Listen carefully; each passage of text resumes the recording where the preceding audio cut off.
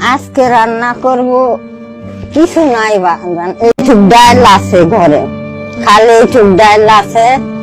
আর তোমার কাকা একটু চাল নিয়ে এসলো বেড়া রুটেতে, ওই চাল করাই আর কিছু ধরে না।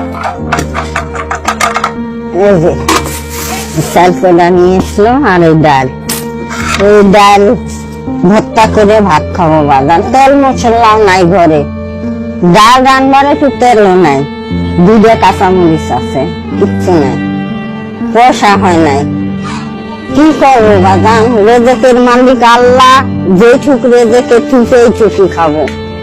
এই কটা চাল এইটুকু দুদিন খাবো বাবা,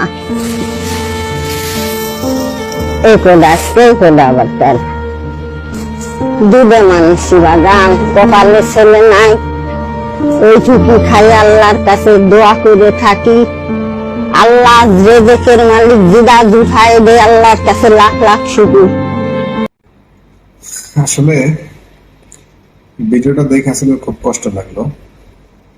আল্লাহ তাআলা আমাদেরকে সবকিছুই দিয়েছে, ইনকাম করার রাস্তা দিয়েছে, ইনকাম করতে পারে, চার হাত পা সুস্থ রাখছে, তারপর আমরা শুকরিয়া আদায় করি না।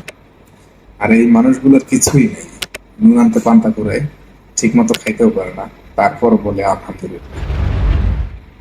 তো যদি ভিডিওটা ভালো লাগে অবশ্যই শেয়ার করবেন। আল্লাহ হাফেজ।